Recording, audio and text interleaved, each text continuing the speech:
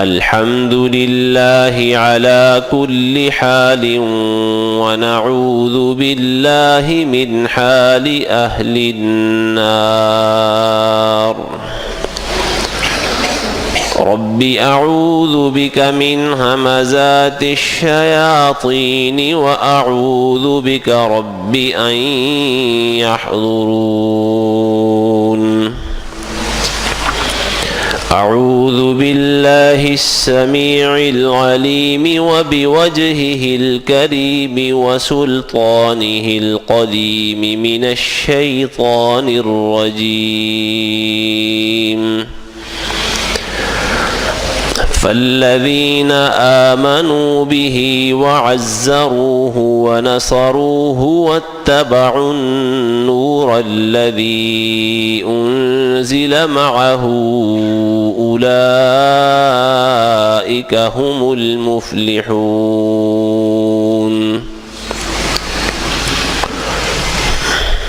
پس جو لوگ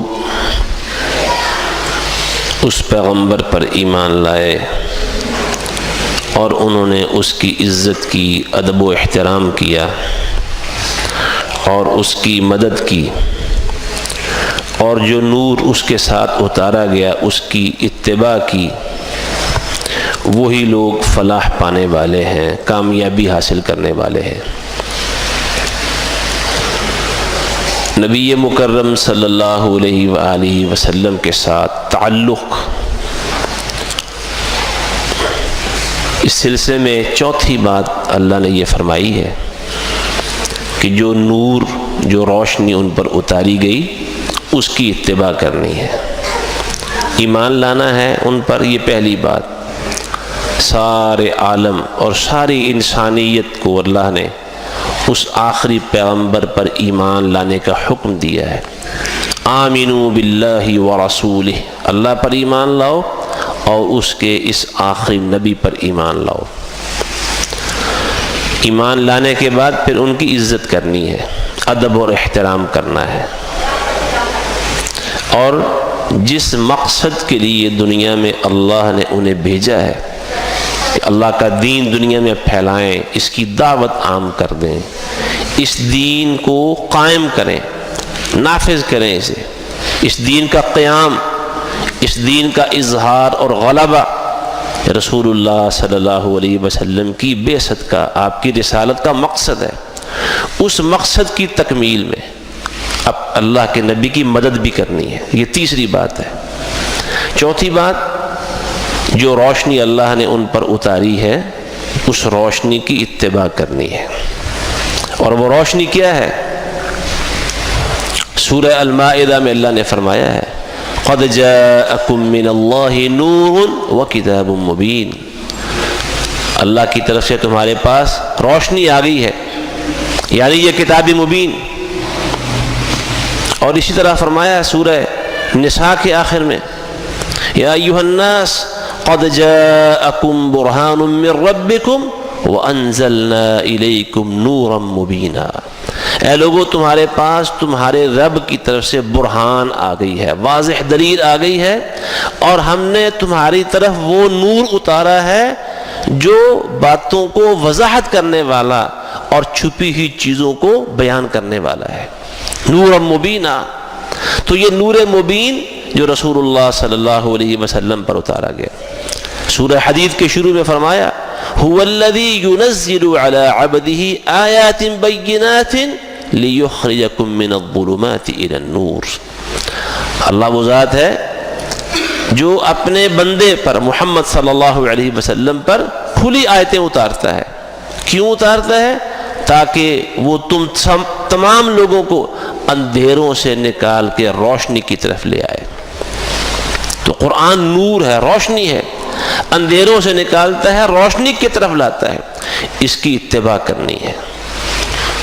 جیسے سورہ الاعراف، یہی سورت جس کی آیت 157 ہمارے خطبات کا موضوع ہے، اس کے شروع میں اللہ نے فرمایا بالکل آغاز میں اتبعوا ما انزل الیکم من ربکم ولا تتبعوا من دونه اولیاء، جو کچھ تمہارے طرف تمہارے رب کی جانب سے اتارا جا رہا ہے، اس کی اتباع کرنی ہے، پیروی کرنی ہے، پیچھے چلنا ہے۔ یہ تمہارے آگے ہوگا، تم نے اس کے پیچھے چلنا ہے، امام بنانا ہے اسے۔ قرآن مجید کو اپنا قائد اور اپنا امام بنانا ہے، پیشوا بنانا ہے، جس طرح نماز کا امام ہوتا ہے۔ رسول اللہ صلی اللہ علیہ وسلم نے فرمایا، صحیح بخاری اور اسی طرح حدیث کی دوسری کتابوں میں یہ حدیث موجود ہے، انما جعل الامام لیؤتم به، امام اس لیے مقرر ہوتا ہے کہ اس کی پیروی کی جائے، اسے فالو کیا جائے، اس کے پیچھے چلا جائے، آگے نہیں گزرنا اس سے۔ قرآن مجید کو امام بنانا ہے، اس کے پیچھے چلنا ہے، آگے نہیں بڑھنا۔ لا تقدموا بین یدی اللہ ورسولہ، اے ایمان والو تم نے اللہ اور اس کے رسول سے آگے نہیں بڑھنا، ان کے پیچھے پیچھے چلنا ہے، اتباع کرنی ہے، نقش قدم پر چلنا ہے۔ قرآن کی اتباع یہ اللہ کا مطلوب ہے، اللہ کا تقاضا ہے بندوں سے۔ اور صرف قرآن مجید ہی نہیں، اللہ نے پہلی بھی جتنی کتابیں اپنے بندوں کے لیے اتاری تھیں، ساری کتابیں اسی مقصد کے لیے اتاری تھیں۔ سیدنا موسیٰ علیہ السلام کو اللہ نے فرمایا، یا موسیٰ انی اصطفیتک علی الناس بکلامی برسالاتی و بکلامی، اے موسیٰ میں نے تجھے اپنی رسالت یعنی پیغام پہنچانے کے لیے اور اپنے کلام کے لیے چن لیا، تجھے شرف بخشا ہے کہ تمہیں رسول بنایا اور تیرے ساتھ گفتگو کی، میں نے کلام کیا ہے۔ اور پھر اگلی آیت نے فرمایا، ہم نے ان تختیوں میں تورات جو تختیوں کی صورت میں تحریر کر کے اللہ نے اپنے نبی کو موسیٰ علیہ السلام کو دی تھی، اس میں زندگی کے بارے میں ساری ہدایات تھیں، نصیحتیں تھیں، واعظ تھا اللہ کی طرف سے۔ اور حکم کیا ہوا؟ فَخُذْهَا بِقُوَّةٍ، اے موسیٰ اسے پوری قوت سے پکڑ لو، یعنی اپناؤ اسے، پوری طاقت اور ہمت کے ساتھ اپنانا ہے۔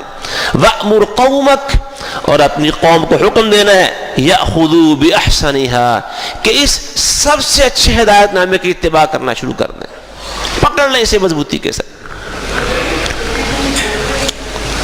تو گویا موسیٰ علیہ السلام کو تورات ملی تو اللہ نے واضح کر دیا کہ تورات کس لیے ملی ہے۔ اے موسیٰ آپ نے بھی اس کتاب کی تورات کی اتباع کرنی ہے، اس کے احکام پر مضبوطی سے عمل کرنا ہے اور اپنی قوم سے بھی مطالبہ کرنا ہے کہ اس کی اتباع کریں، یہ احسن چیز ہے۔ اور قرآن بھی تو احسن چیز ہے، اللہ نزل احسن الحدیث، بلکہ یہ اس سے بھی احسن ہے۔ قرآن سابقہ ساری کتابوں سے احسن ہے، یہ سب کا امام ہے، ساری کتابوں کا، ساری شریعتوں اور کتابوں کا خلاصہ اور نچوڑ ہے، یہ ان کا مجموعہ ہے۔ اللہ نزل احسن الحدیث، اللہ نے احسن الحدیث اتاری ہے۔ اور رسول اللہ صلی اللہ علیہ وسلم خطبے میں یہ بات کہتے تھے، جیسا کہ سیدنا عبداللہ ابن مسعود رضی اللہ عنہ بیان کرتے ہیں صحیح بخاری میں حدیث، خطبے کے الفاظ مسموع الفاظ، ان خیر الحدیث کتاب اللہ، باتوں میں سے سب سے بہتر بات وہ اللہ کی کتاب ہے، اس سے بہتر کوئی چیز نہیں ہے۔ قرآن مجید سے احسن، قرآن سے خیر، قرآن سے زیادہ بلائی والی کوئی چیز اس کائنات میں موجود نہیں ہے، یہ احسن چیز ہے۔ اور اللہ نے اپنے بندوں کی بات کی ہے سورہ زمر میں، فبشر عباد، اے میرے پیغمبر میرے بندوں کو خوشخبری سناؤ۔ کون سے بندے؟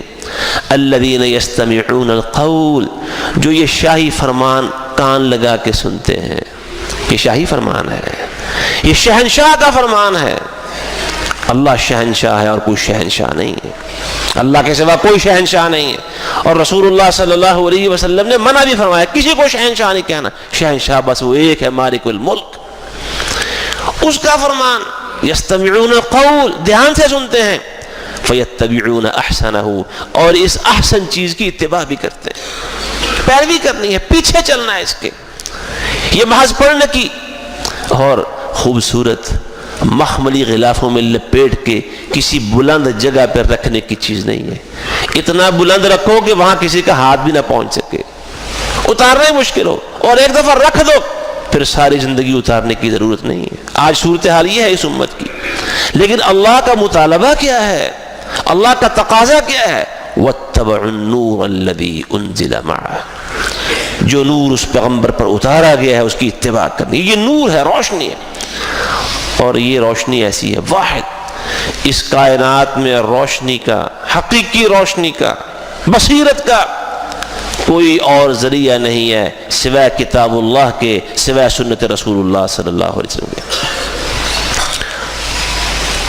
نبی مکرم صلی اللہ علیہ وسلم نے فرمایا، صحیح حدیث میں ہے، لوگو ترکتکم علی المحجۃ البیضاء، میں تمہیں انتہائی روشن اور چمکدار راستے پہ چھوڑ کے جا رہا ہوں، لیلھا کنہارھا، جس کی راتیں اس کی صبح کی طرح روشن ہے، یعنی اندھیرے کا نام و نشان نہیں، یہاں دور دور تک بھی اندھیرے کا شائبہ تک نہیں۔ لا یزیغ عنہا الا ہالک، اس روشن شاہراہ سے، راستے سے بس وہی پھسل سکتا ہے جو ہلاک ہونے والا ہے۔ تو اتباع کرنی ہے، اس کے پیچھے چلنا ہے، یہ روشنی ہے۔ روشنی زندگی میں روشنی فراہم کرتا ہے قرآن، انسان کے دل کو روشن کرتا ہے، انسان کے دماغ کو روشن کرتا ہے، اور یہ ایسی اللہ کی طرف سے عظیم نعمت ہے جب انسان اسے اپنا اوڑھنا اور بچھونا بنا لیتا ہے تو انسان سر سے لے کر پاؤں تک اس کا ظاہر و باطن، اس کے جسم کا جوڑ جوڑ اور انگ انگ اللہ کے اس نور سے منور ہو جاتا ہے۔ ذرا وہ غور کریں رسول اللہ صلی اللہ علیہ وسلم کی دعا پر، جو آپ فجر کی نماز سے پہلے، تہجد کے بعد مسجد کی طرف جاتے ہوئے راستے میں یا اس سے پہلے گھر میں کروٹ پہ لیٹ کے دعا پڑھتے تھے، اللہم اجعل فی قلبی نورا وفی بصری نورا وفی سمعی نورا، اے اللہ میرے دل میں نور پیدا کر دے، اے اللہ میری بصر میں، نگاہ میں نور پیدا کر دے، اے اللہ میری سمع میں نور پیدا کر دے، یا اللہ میرے آگے نور بنا دے، میرے پیچھے روشنی کر دے، یا اللہ میرے دائیں روشنی کر دے، میرے بائیں روشنی کر دے، یا اللہ میرے اوپر بھی روشنی کر دے، میرے نیچے بھی روشنی کر دے، یا اللہ میرے جوڑوں میں، میری ہڈیوں میں، میرے گودے میں، میری انتڑی میں، میرے خون کے ایک ایک قطرے میں یا اللہ نور پیدا کر دے، وجعل لی نورا، یا اللہ مجھے بھی نورانی بنا دے، نور والا بنا دے، روشنی والا بنا دے، اور میرے لیے ہر وقت، ہر لمحے، ہر آن، ہر ساتھ نور ہی نور کر دے۔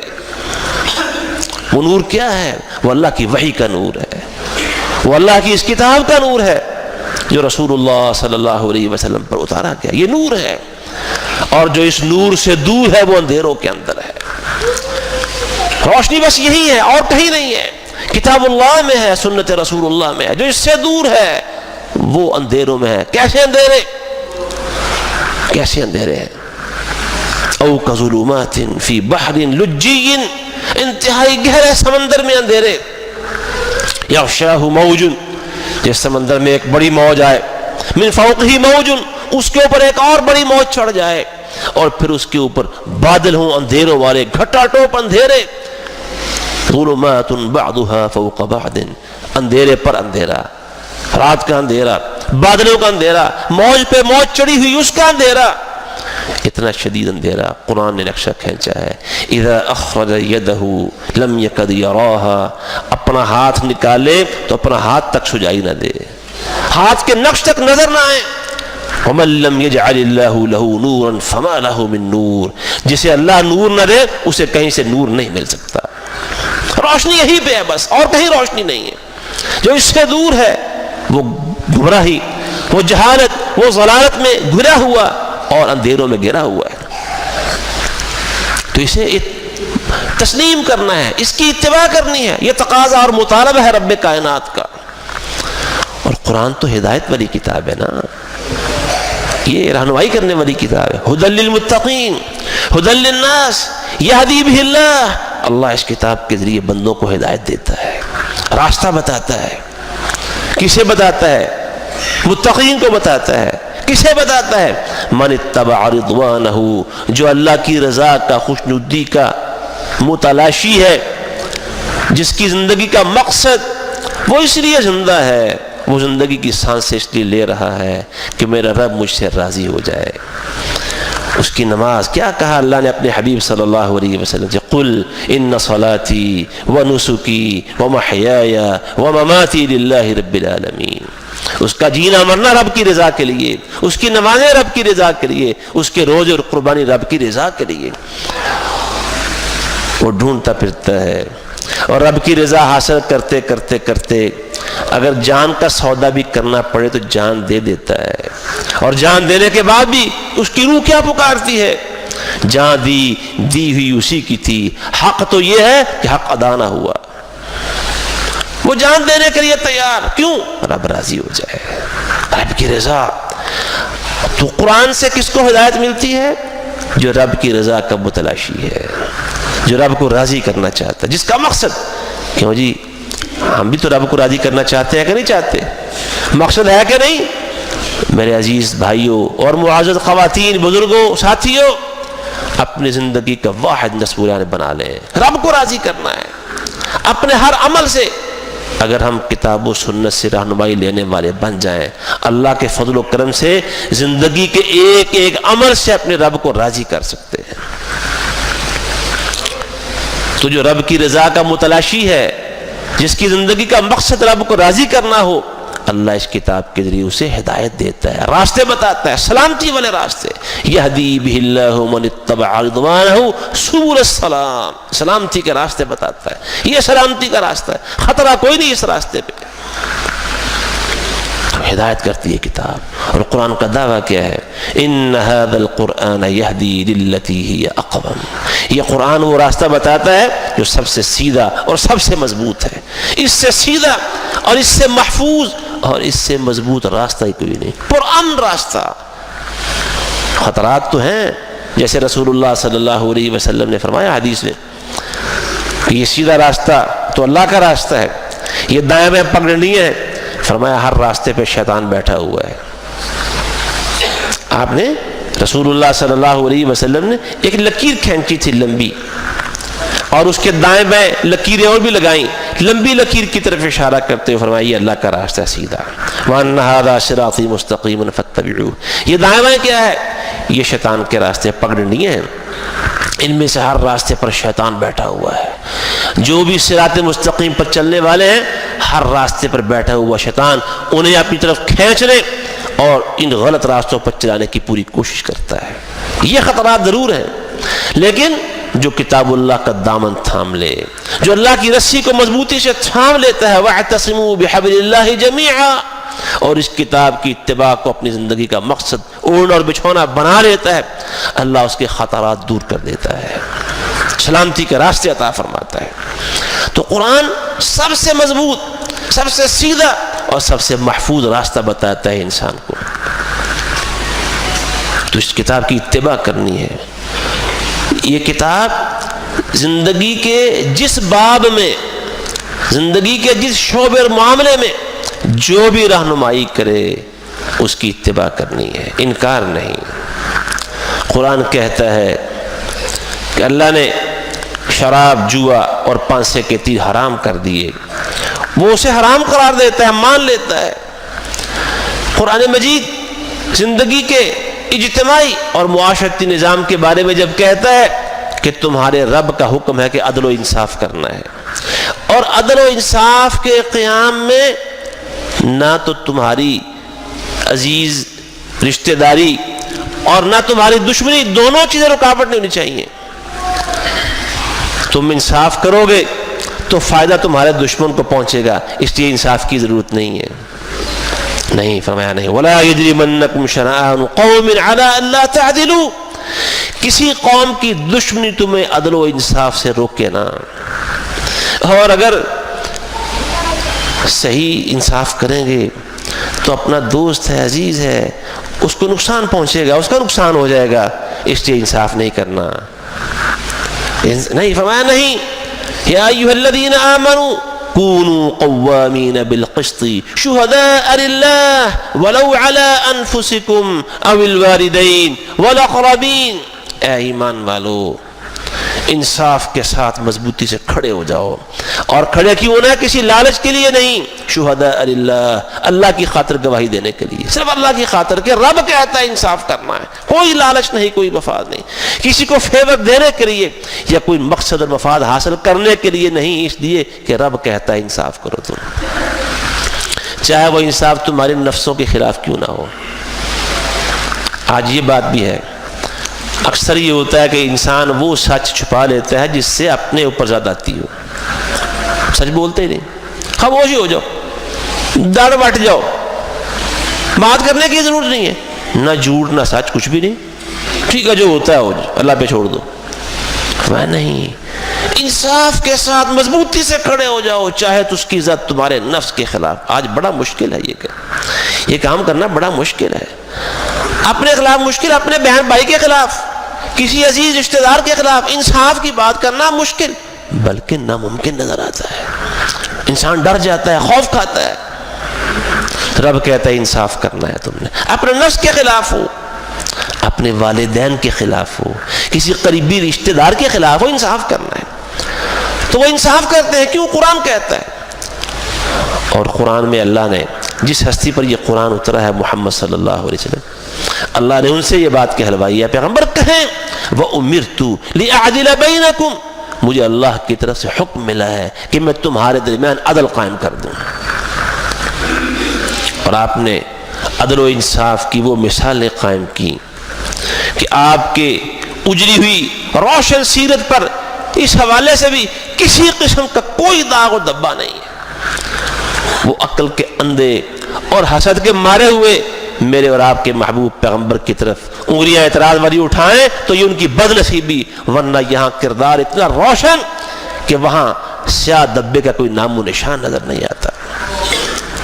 آپ نے کہا اے اسامہ بن زید، نبی علیہ السلام کا بڑا چہیتا، بڑا لاڈلا، بڑا ہی پیارا، اے اسامہ اس محبت کا یہ فائدہ اٹھاتے ہو کہ اللہ کی حدوں میں سفارش کرنے لگ گئے ہو کہ مخزوم، بنو مخزوم کی فاطمہ کو چھوڑ دوں جس نے چوری کی اور چوری کا مال برآمد ہوا۔ سنو، پہلی امتوں کے لوگ اسی لیے ہلاک ہوئے، ان میں جب کوئی بڑا اونچے درجے اور منزلت والا شخص کچھ گناہ کرتا اسے چھوڑ دیا جاتا تھا، اور جب کوئی معمولی عام رعایا میں سے کوئی غریب آدمی جرم کرتا اس پر اللہ کا حکم نافذ کیا جاتا تھا۔ وہ امتیں تباہ کر دی گئی۔ وہ عدل نہیں ہوگا، نا انصافی ہوگی، معاشرہ تباہ ہو جائے گا۔ پھر آپ نے فرمایا سنو، تم اس مخزومیہ فاطمہ کی بات کرتے ہو، لو ان فاطمہ بنت محمد سرقت لقطعت یدہا، اگر میری اپنی بیٹی فاطمہ میرے جگر کا گوشہ وہ بھی چوری کرتی تو محمد نے اس کا ہاتھ ہی کاٹنا تھا صلی اللہ علیہ وسلم۔ اتباع کرنی ہے قرآن کی، اور نبی مکرم سے بڑھ کر قرآن کی اتباع کرنے والا کون ہے؟ یہی تو بات کہی تھی سیدہ عائشہ رضی اللہ تعالی عنہا نے۔ ان سے پوچھا گیا کہ اللہ کے اے ام المومنین، اللہ کے نبی کی سیرت کیا تھی؟ فرمایا آپ کی سیرت قرآن سے، قرآن پڑھ لو۔ قرآن پورے کا پورا وہی محمد کی سیرت ہے صلی اللہ علیہ وسلم۔ عدل، انصاف اپنی بیٹیوں کے معاملے میں، بیٹوں کے معاملے میں، وہ فوت ہو گئے، اپنے خاندان کے معاملے میں، ہر جگہ پر انصاف۔ نبی علیہ الصلوۃ والسلام نے نا انصافی والی کوئی ایک بات بھی نہیں کی، کوئی ایک فیصلہ نہیں کیا۔ تو جب معاملہ آئے تو پھر انصاف کا ترازو تھامنا ہے، چاہے وہ بیٹے اور بیٹی کے خلاف ہو، چاہے وہ خاندان کے، بہن بھائیوں کے، دوستوں کے خلاف ہو، انصاف کرنا ہے۔ انصاف کرنا ہے چاہے اس کا فائدہ تمہارے مخالف اور دشمن کو پہنچ رہا ہو۔ نبی علیہ الصلوۃ والسلام کے پاس یہودی آتے تھے فیصلے کروانے کے لیے۔ یہودی مسلمان نہیں تھے، فیصلے لے کے آتے جب ان کا جی چاہتا۔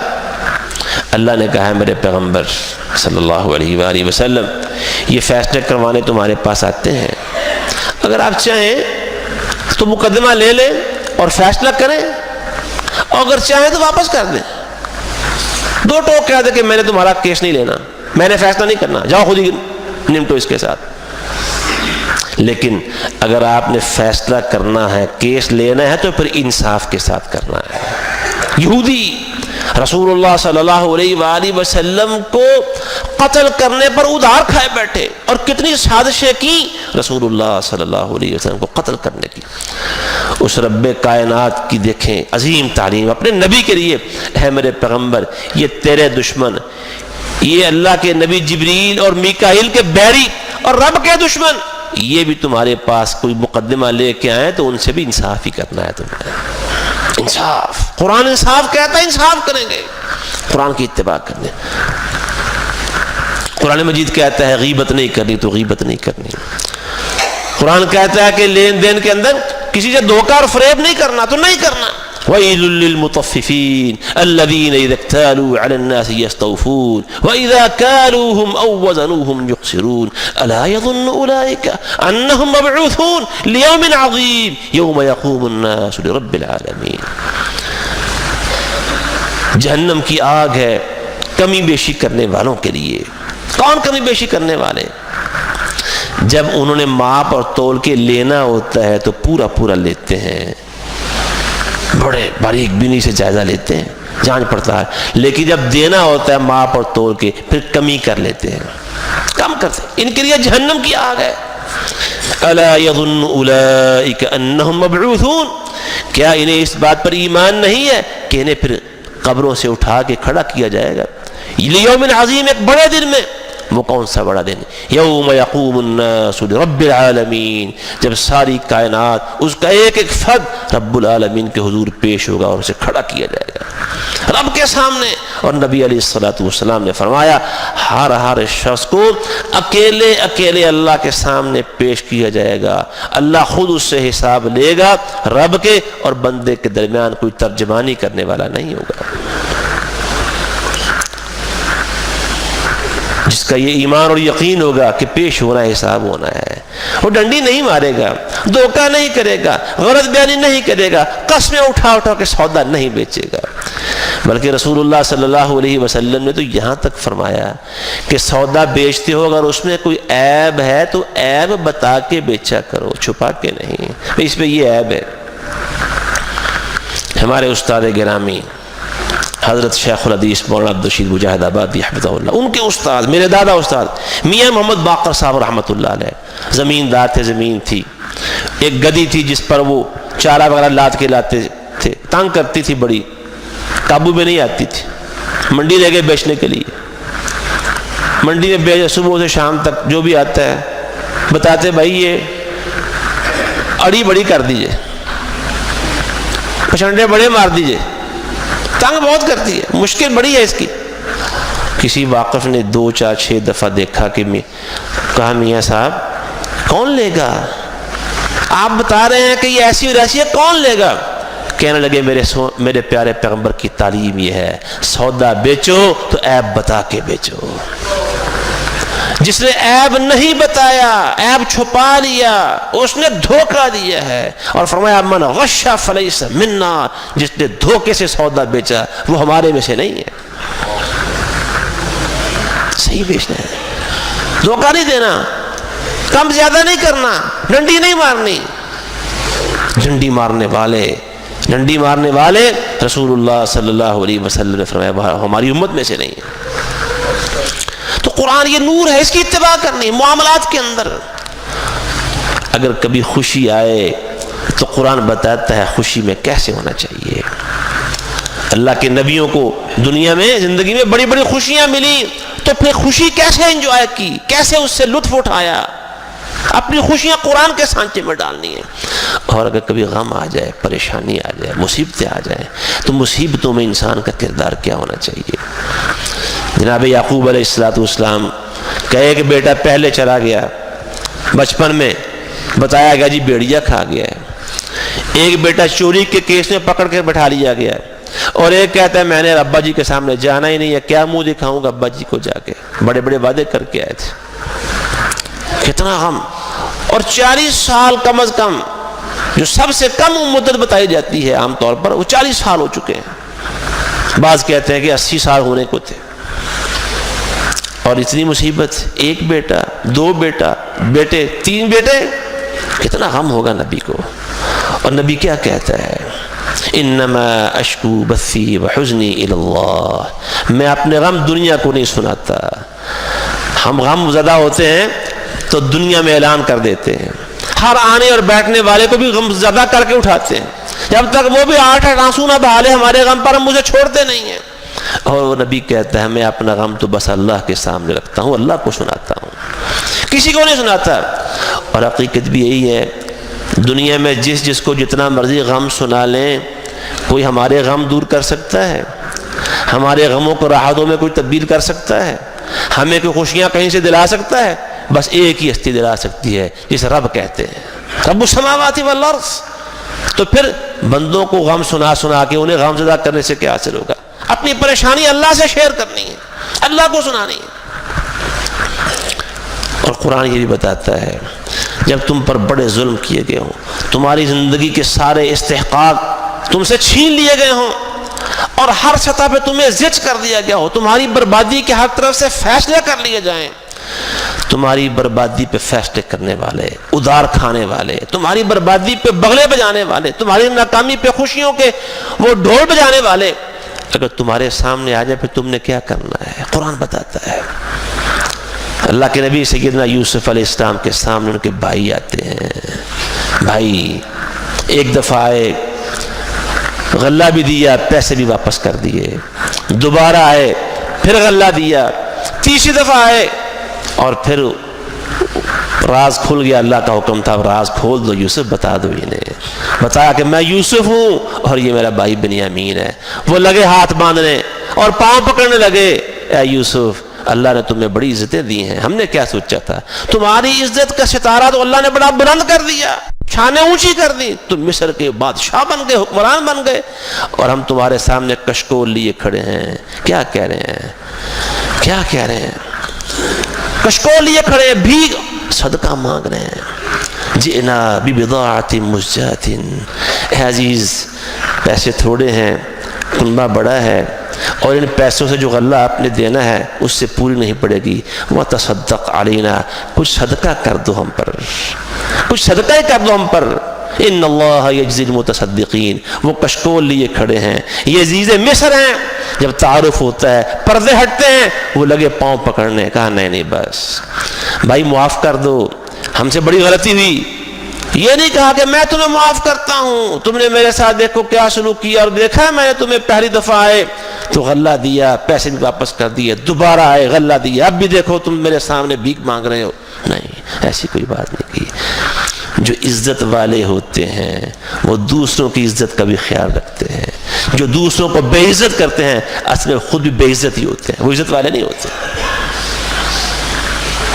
چاہو بھی اللہ تمہیں معاف کرے، لا تثریب علیکم اليوم، تم سے میں کچھ نہیں پوچھتا، پچھلے قصے نہیں کھولتا، پیچھے دروازہ بند کر دیا ہے، یغفر اللہ لکم، اللہ تمہیں معاف کر دے، وہو ارحم الراحمین، یہ بھی نہیں کہا کہ میں نے تمہیں معاف کیا،